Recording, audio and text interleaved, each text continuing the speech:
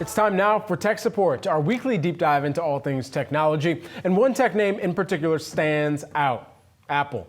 Year to date, Apple is the worst performing member of the Magnificent Seven stocks.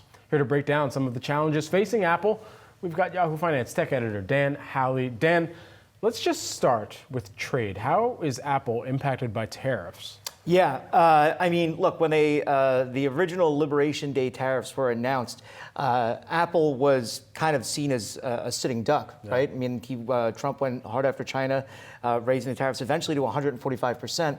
And that really was going to impact Apple. They source many of their products from China.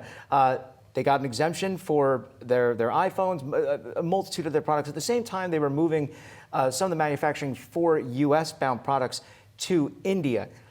Turns out President Trump didn't like that. And so he called for 25% tariffs on iPhones, as well as Samsung devices, if the company doesn't start creating or building iPhones in the US.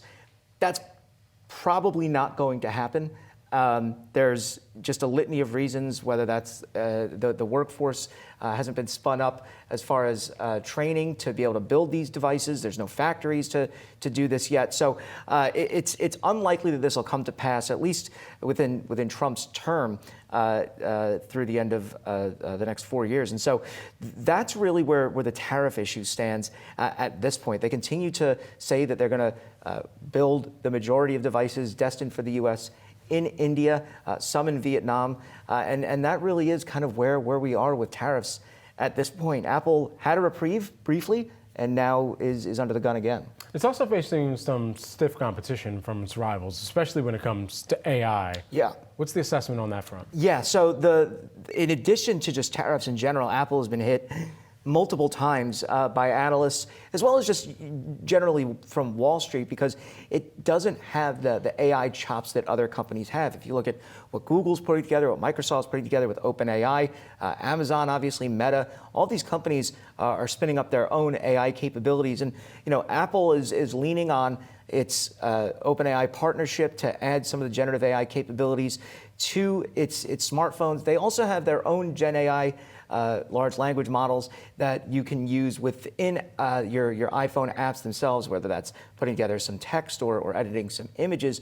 But really, they're not at the level that we'd expected. And a big part of that has to do with the fact that Siri is delayed. There was supposed to be a generative AI version of Siri that was supposed to be out by now, and it's just not here. And they said they had to delay it to the end of the year. And that just adds to this idea that Apple is behind when it comes to AI overall. And so the truth of the matter is, right now, they're going into their WWDC developer conference next month.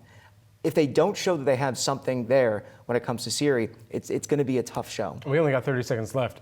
Over the years, there's never been a leader like Tim Cook, especially when it comes to navigating some of these things. What do we anticipate this time? Yeah, I mean, look, this is the biggest test of his leadership so far. I mean, he got through the COVID supply chain crunch, navigated that fantastically.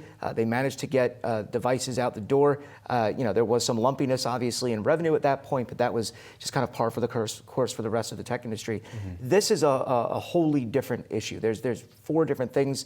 They're facing antitrust problems. They're facing they're related to Google's antitrust matters, tariffs, and more. So it's a lot for him.